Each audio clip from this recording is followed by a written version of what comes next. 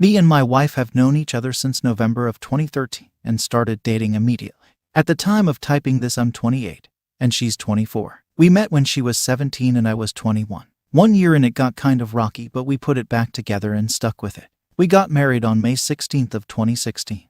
We had our baby boy 2 years ago. Just 8 days ago, she told me she was seeing another man and that it was physical. She had been seeing him for 3 weeks at that point. I asked her if she thought I should leave and if I should take our son with me. She nodded, so I just went into the other room and went to bed. Just in shock. Stared at the ceiling the entire next day in between taking care of our son. The next day I threw what I could in my car and left. I want to clarify, I have a terrible drinking problem and it has consumed me. And now that it has ruined my life, I can't let it ruin my son's life.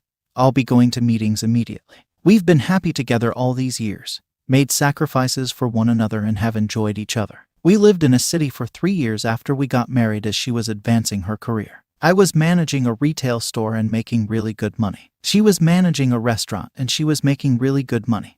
But we never saved. We've always been terrible with our spending. On Valentine's Day 2017, we tried for a baby and got pregnant on the first try. Our debts were piling up and we had no health insurance. I quit my managing job so I could get a different job and qualify for insurance for her. You never know what can happen during a pregnancy, you know. We decided she should keep her since she loved her job and is very passionate about it. I got another job and got insurance. That November, we welcomed our son into the world on her due date, happy and healthy.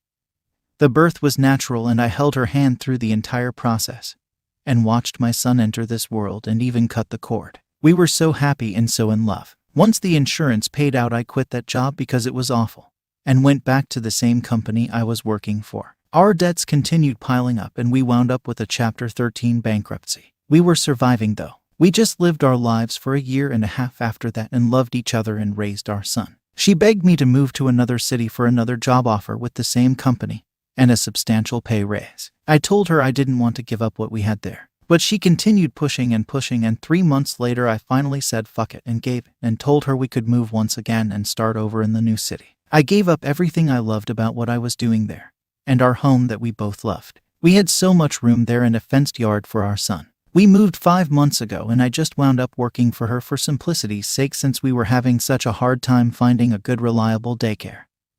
There were days where we just worked opposite shifts just to make it work. I felt less of a man and fell into a deep depression, became cold and distant to her, and eventually we only had sex once a few weeks. I stopped taking the time to look her in the eyes, hugging her, kissing her, touching her. We became almost like roommates with a kid. We never talked about it though. She ignored me too, but I know she could see the sadness in my eyes. But she just seemed so happy with what she was doing, and I couldn't just walk away from that or tell her we needed to go somewhere else. Our apartment was abysmally small, like tiny. We had nowhere to enjoy each other's company like we used to.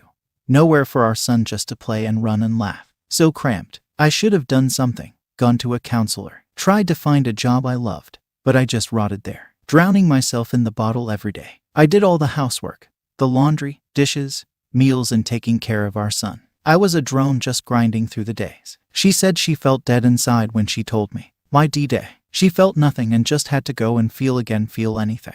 I died a little inside that day. I completely shut her out and walked away. It took me a couple of days to wake up, but I fought for her, offered forgiveness, offered to try to find religion with her as I'm an atheist and she's a Lutheran. Told her I'd do anything to keep her in my life, to get help for my drinking as I should have years ago. I just wish she would have given me an ultimatum before having an affair. She's already walked away though. My heart and soul are so broke right now and I'm having a hard time holding it together and I just want to drink so fucking bad. But I can't. I have to do this for my son. I've got a job, a place to live, and I've got my son. I told her I could forgive her, and we could rebuild our lives together. I could give up the bottle, focus on us. I've made so many mistakes. I gave her the same ultimatum she should have given to me a month ago, 2 days ago, and she chose him. I've been asleep for so long and I woke up this week. It's been hell. I can't stop throwing up. I've been having random panic attacks and breakdowns. I was thinking about editing all the screenshots, removing names and places and just sharing them with you all. In those messages I tried to win her back. She even had the gall to post on Facebook that she was in a relationship after I changed mine to separate it. I'm over here reaching out to her and trying so hard and she's already moved on. It's like she's not the same person anymore. I sent her my closing statement from our relationship today. Going forward we will only talk about money and our son until the divorce. She's going to continue to pay on the bankruptcy and assist me financially, as if we default on that or restructure it would make life hard for all of us, including our son. I'm going to share my closing statement now. One more thing. I'm sorry I fell into such a dark place once we moved to. I just wasn't happy there. I was severely depressed. I didn't focus on your needs, physical or emotional. I became even more consumed in the bottle than I ever have. I hid those feelings from you because I wanted to give you the world. I gave up the happiness of having a real home and a real job, and I did that for you. I should have gone to counseling. We both should have, especially after your sister's passing. I wasn't there for you through that. I lost my passion to truly live and live through you. I cannot change the things I've done or the choices I've made. But I'm truly happy you've found a spark of joy in your life, and that will keep me going, along with the joy I find through being with our son every day. I've even already considered attempting to find another woman to love, but I can't do that. It won't be love. It will be empty. Won't help anything, and it's wrong, and it's not fair to our son. I've hung all of our pictures here to remind me of the love we had when we truly loved each other, and I'll keep moving forward to make sure our son is loved, happy, and healthy. I'm going to find a counselor soon and just talk to someone.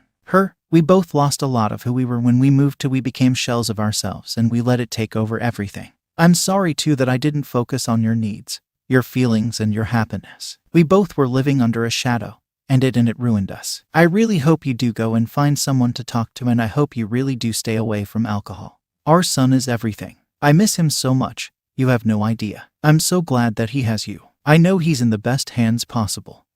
But I also want you to never forget there is no justifying the choices you made either. And you can hate me for that, and that's okay too. I want you to always remember that you gave up on us and your son. We did make a vow and you broke that vow. I'm dropping it now. Have a good life. Cheating ex came crawling back. I don't know what to do.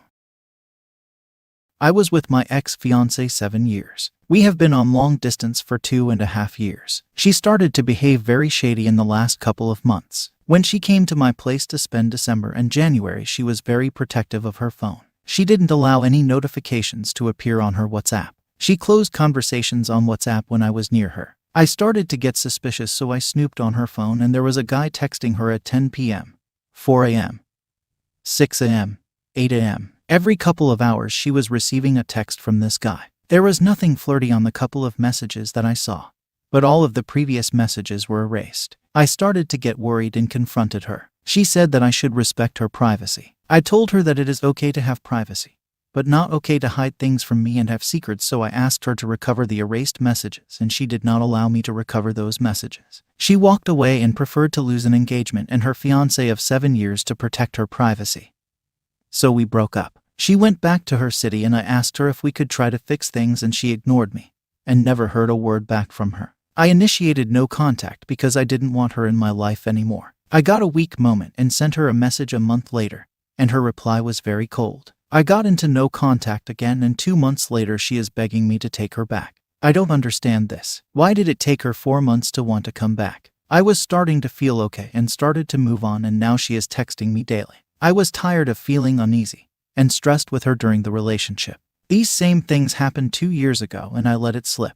But I became a very controlling person. Then this kind of things happened again, and I cannot take it anymore. I never found any proof, but I always had a gut feeling she was cheating. I don't know what to do because I really love her and still would like my life with her, and I don't have any proof of anything. I will never know for sure what happened was in those messages. She is bombarding me with texts now, and I don't know what to do. I don't even know if she was cheating. Update: I didn't come back to her. Her aunt sent me a message saying she was already with somebody else. Also, a friend of hers saw an Instagram post of her and the other guy that was texting her at 4 a.m. All of this happened while she was begging me to come back, but still had the courage to deny everything. I told her a total of 4 times that I won't come back to her. She has finally left me alone. Thank you guys. This post, believe me or not, helped me have my head clear. Great community for people going through something similar.